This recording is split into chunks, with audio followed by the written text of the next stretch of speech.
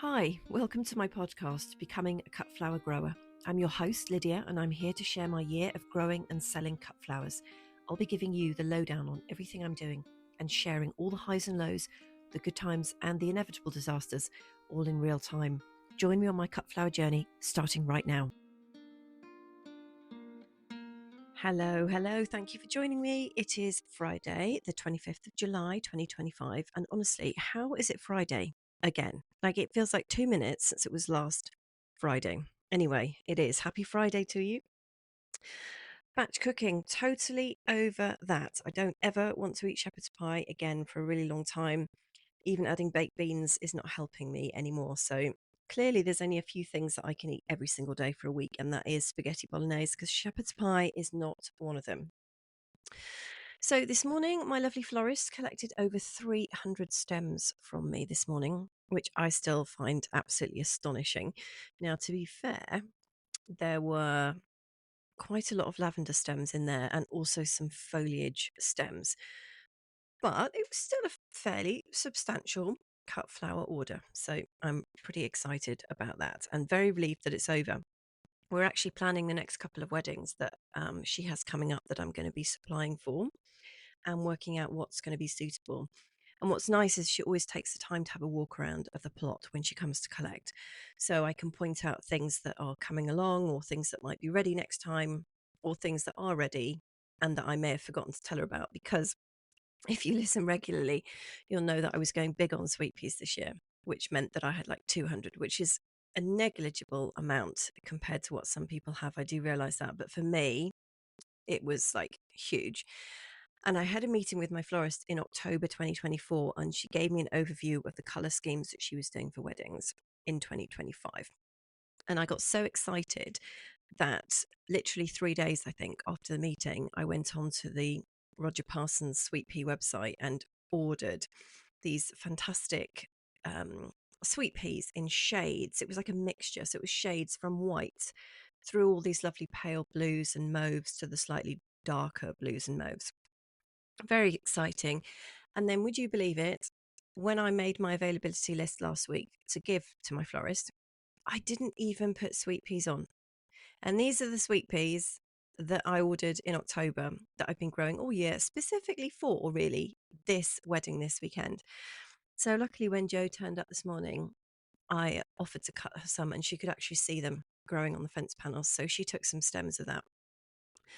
So it's always nice to have her have a walk around and pick out some bits, because there was also something else that I'd forgotten to tell her that I had her, which I completely forgot, and it's the Achillea, the pearl, because I didn't think it would flower this year. It's a perennial, and it did nothing for so long that I kind of just, well, I plonked it in the ground in a really unsuitable place, in a place that I walked directly from coming into the plot to one of the water bowsers. So they've kind of been in the way for ages. And I never thought they'd flower. Now they've flowered and they're absolutely gorgeous. And she walked past and she was like, "Oh, these are nice." I was like, yep, they're also available.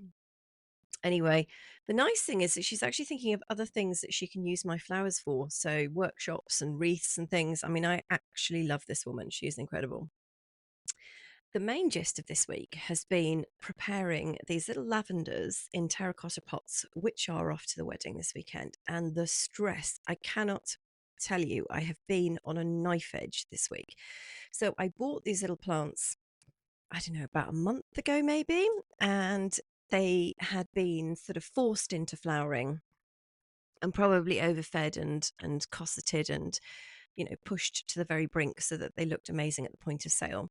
And I knew they wouldn't be ready for a month. So I deadheaded them all, got them all sort of like, separated out of their containers. So they had plenty of space and everything, babysat them, and was hoping that they would come into flower in time for the wedding. But of course, we then had, I think, at least 2 heat waves in that time period. And then the last week has been really cloudy and overcast. So they were stubbornly refusing to flower. Hugely stressful. Anyway, there was a workaround, and with some creative engineering, they have gone to the florist today and she is happy with them. And they did look very, very lovely, and they smell very nice and they look pretty. and I think they're going to look lovely on the tables this weekend. But I think getting plants ready for a deadline is so much more difficult than getting cut flower stems ready. And I would have almost said, I believe the opposite to be true. How anybody does anything for Chelsea, I can't even imagine. I think I would just have a stroke trying to get ready for that. So that's what's been going on. I had a really lovely voice note from a new listener on my Instagram a couple of days ago. And I actually nearly cried listening to it because I was so touched that somebody took the time to actually record a voice note. And it is really nice because I love reading your messages. But when someone records a voice note, it's like, oh, I can actually hear you. And this lady mentioned about, I'd mentioned menopause in a few weeks back, a few episodes back, and it had kind of sparked an interest in her. So I thought, I could talk about this all day long. Along with that, and chickens and flowers and plants, I could literally do a podcast for 24 hours about it. But I thought, well, if she's interested, maybe you are interested or maybe you know someone who might be interested. So I thought I'm going to touch on it briefly today. And if there's any gentlemen listening, please don't switch off because it might be of interest to you. And the reason it's been so crucial for me, or getting some treatment for it, is because just at the point I was gearing up for my cut flower business at the start of 2024, and I, had made all these plans and I had quit all of my gardening clients. I basically cleared the deck to do the cut flower business. And right at that point, when I was psyching myself up for it, my body just said, well, you go ahead with that, try it, while I remove every single bit of estrogen in your body, all of your get up and go, all of your confidence, all of the moisture, and see how you get on running a business. And it was a total disaster. 2024 was a complete write off for me. I lost the confidence to do everything. I was completely overwhelmed. I was anxious. I had no motivation. I wasn't me. And I also had this sort of profound sense of sadness that I just couldn't shake. So I was also planning to start the podcast in 2024. And I did all the research and all the planning and everything, and then just couldn't do it. And I struggled all year. I did sell some stems, and the reason that the trial beds are called trial beds was because I just couldn't have the confidence to actually say I was doing the cut flower business. And then in August last year, I had my first hot flush. Now, I'd always thought that you just got warm. And I joked about it to some ladies over the course of the years, oh, I'm always cold, so I can't wait for hot flushes because it will be lovely to be warm. And they kind of just rolled their eyes and was like, yeah, that's not how it is. And it's really not how it is at all. And so I had my first one. I was away on holiday in a strange place, and I woke up in the middle of the night soaking wet with this incredible sense of dread, anxiety. I was drenched and I was terrified. And I thought, I'm either having food poisoning or a panic attack. It did not register to me as this is what a hot flush is going to be like. And I think there's so much silence and kind of, I don't want to say secrecy, but it kind of is secrecy. Like over half the population are women. We're all going to go through it. Anybody that was born with ovaries is going to go through it to a greater or a lesser extent. And I find that nobody is talking about it. And I don't understand because it's this huge, massive change that happens to you right at a time of life when you need every bit of cognitive brain function. You need all of your energy. You need to be sleeping well. You've got businesses to run. You've got things to do. You might have a family. It's like the worst possible time that your body just pulls the rug out from underneath you. And here's, I think, that the serious misconception that ladies or everybody actually gets taught when they're younger, that estrogen, is all to do with your ovaries and that's the extent of it, and it just controls your monthly cycles, and that's about it. And when it goes, your period stops and boom, that's it. Well, it is true that estrogen is primarily made in your ovaries. It's also made in the adrenal glands and fat cells. And before I go any further, I should tell you, you know this already, I am not medically qualified. I'm just going to tell you about my experience. But the receptors, and this is the key bit, the receptors for estrogen are found in your brain, your bones, and your blood vessels. And this is why the impact of estrogen deserting you is so crucial, because it's affecting your brain. And this is why I ended up with brain fog and confusion and anxiety and a whole load of other stuff. And so estrogen is so important because it obviously has, well, I say obviously, but it wasn't obvious to me. It helps with your bone density. It has an effect on your blood vessels and your cholesterol levels, and it influences your brain development, your mood, and your cognitive function. Also, skin elasticity and hair growth. I mean, don't even get me started. I don't even know where my hair's gone, to be honest. And I don't think it's coming back, even though I'm on HRT. And when I look back at photos in my 20s, I used to have really fine hair. And I thought, gosh, my hair is so fine. Now I'm in my 40s. I'm like, I virtually have no hair. Like it's just vanished. Anyway, the point is, lack of estrogen significantly affects your brain function. So you could, and I did, feel more anxious, more irritable. My other half will testify to that, and so much brain fog and forgetfulness. And I got to a point where I had to run the diary on the phone, a paper copy, and then post-it notes. Now, I am a huge fan of post-it notes anyway. I've always been a bit geeky since school, but I used to have them absolutely everywhere. I can't tell you, everywhere. It was out of control. And the estrogen also influences neurotransmitters, and this is really, really important. The neurotransmitters in your brain that are involved in memory, and also neurotransmitters like serotonin, which deals with your mood. Hence, me feeling incredibly sad for absolutely no reason. Your sleep also gets disrupted. So you start having bad nights, so you wake up feeling exhausted, and it's cumulative. So eventually, like I was just a complete and utter wreck. And one of the things that people say is, well, ask your mum, you know, but not everybody can do this. Like everybody's circumstances are very different, and not everybody's actually able to ask their mum, which is worth remembering. And also, as brain fog is a feature of the menopause, with respect, your mother may not remember. Um, so you can't rely on that. And also, if you ask around, you know, a lot of women have said to me, "Oh, you're far too young. Yeah, you're far too young. Yeah, yeah." Well, that is completely wrong. And not only is it wrong, it made me feel that if I wasn't going through the perimenopause at the time, there must be another reason. And all the symptoms, well, a lot of the symptoms actually are very similar to depression. And that really frightened me because I have a history of that. And I thought, well, am I slipping into some kind of black hole here? So I really struggled through 2024. And in the end, I just Googled all the symptoms, worked out what I thought it was, and I made an appointment at my doctor's practice. And I was very lucky because they actually have a specific menopause nurse that you can go and see. And she was really great. And I took a book with me that's called Menopausing, written by Davina McCall.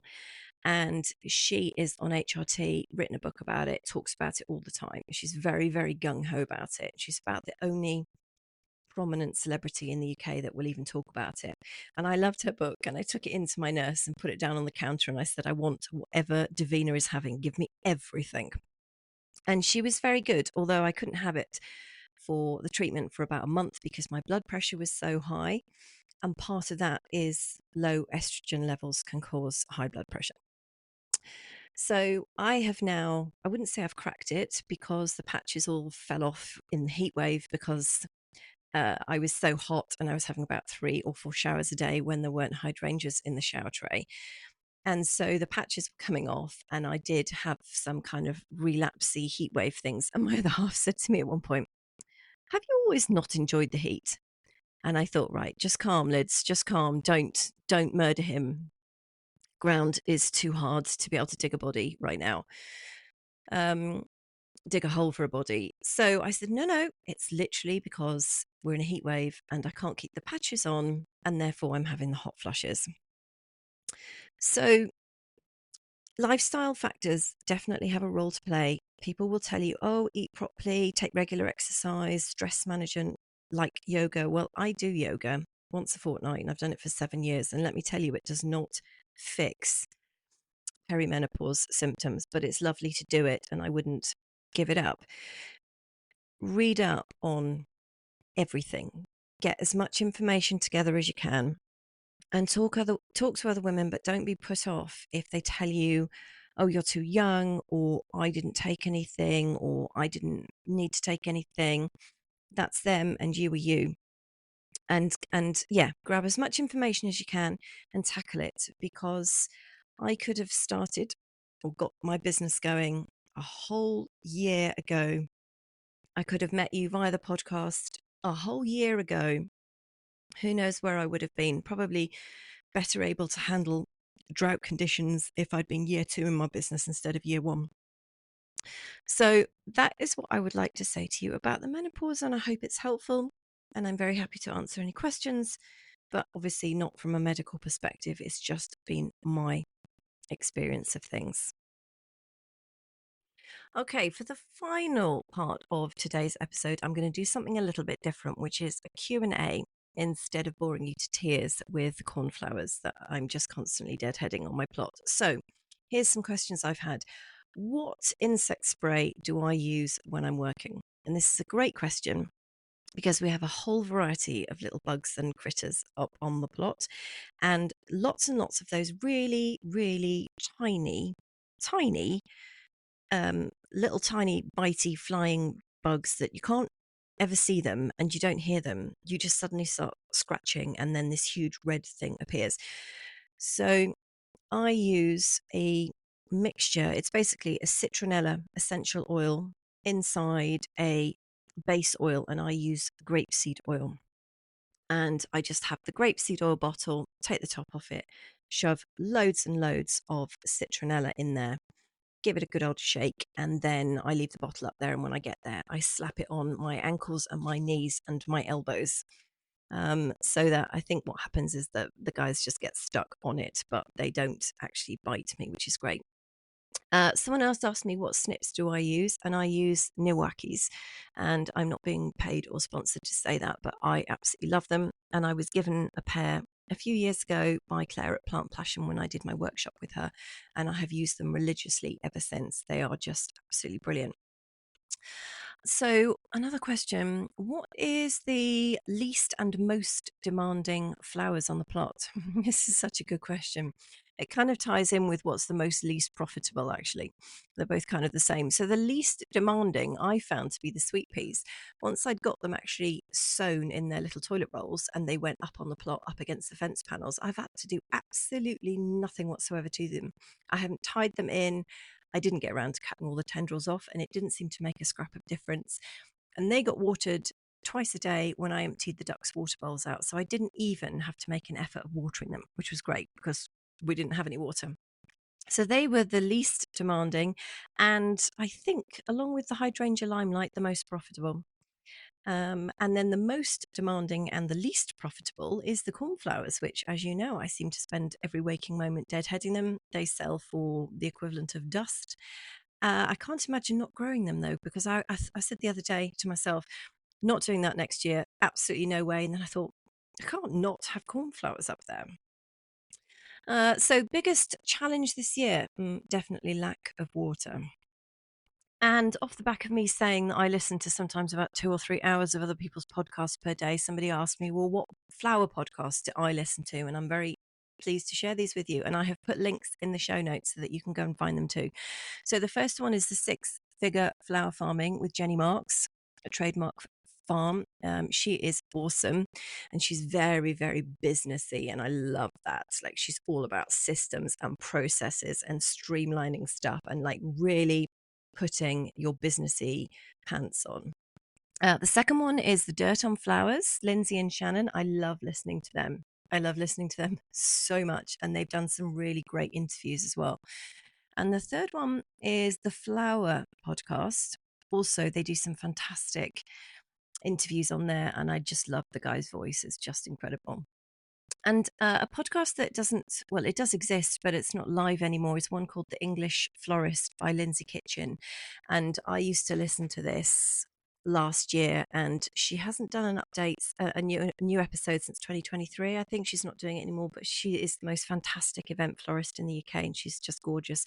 And she did do an amazing podcast, and all the old episodes are up there, so you could go and listen to them. So that is it. That is it for me for this week. I hope you have a wonderful weekend, and please come back and join me next week.